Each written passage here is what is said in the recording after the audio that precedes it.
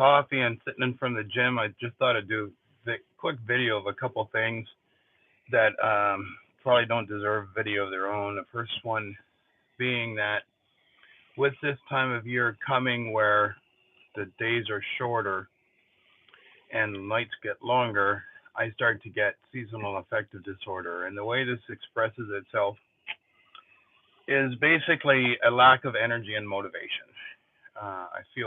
I feel fine, but I actually the first sign I'm creeping into it is I start to sleep later. So I find that I'm the guy in the house that's up at 5 a.m. wanting to go do stuff on the weekend. And when I start getting into the longer nights, that starts to become 6 a.m. and 7 a.m. and have a lot less focus at work. I'm a lot less motivated to do things like go to the gym, things that I love doing, but they require you to give yourself a little push out the door sometimes. So I have found what for me is an amazing treatment.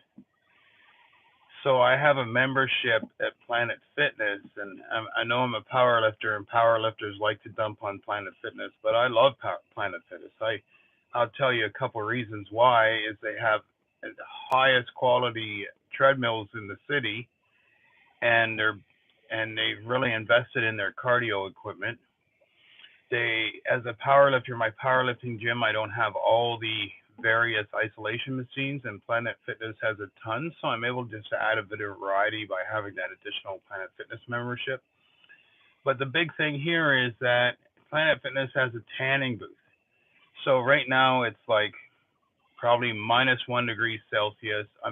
It's cold enough that you feel the chill and it feels wintry, but the snow hasn't started yet. That's going to come anytime now, I'm sure.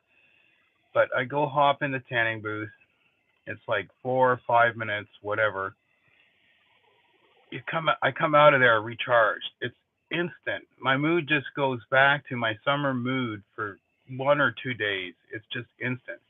So for me, I put out that video yesterday on the stress, emotional stress cycle.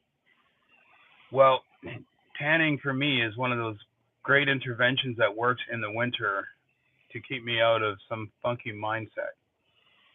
So I just love using the tanning booth for that reason. I just feel good after, and I feel recharged. And there's no science to it. I can't find any science that says the tanning booth helps with seasonal affective disorder. The other thing is I'm still waiting for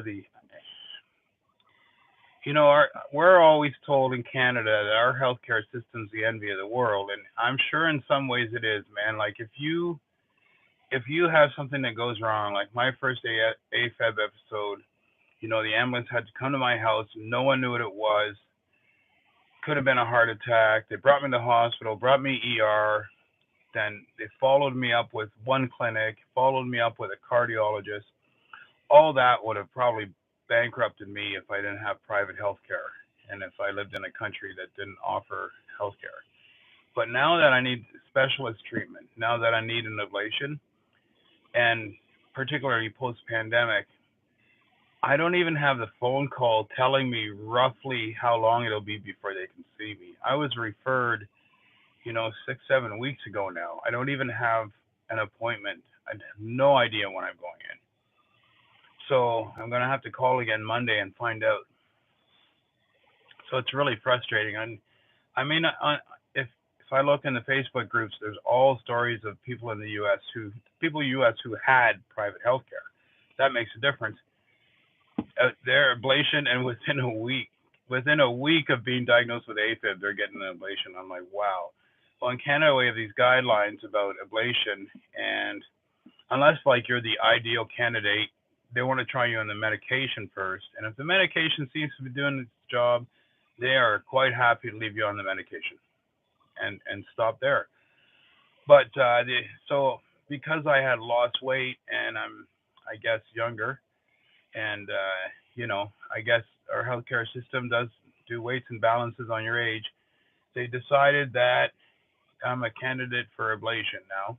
So I'm just waiting, and I'm just wondering if I'm still going to be a good candidate by the time they call me, because I feel like, now that I'm mentally, now that someone told me you've got a really good chance of a good outcome, I'm thinking I might as well, and I just want to do it, and now nothing.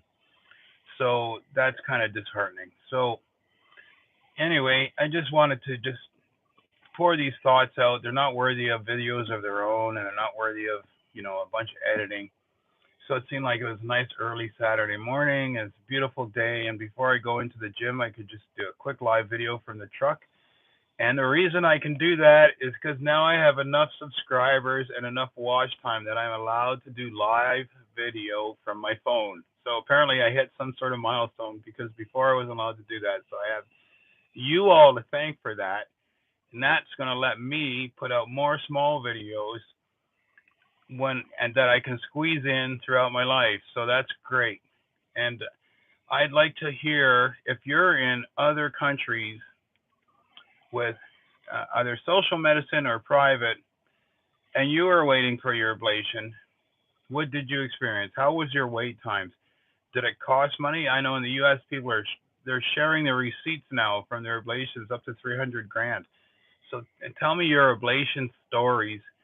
Please don't tell me any horror stories, because I mean, I'm really nervous about getting my ablation. But tell me the stories about how long it took to get with your healthcare system where you are. I'm curious. Okay. Anyway, thank you all. Thank you all for watching and listening to my rambling today. And I wish you all a great day.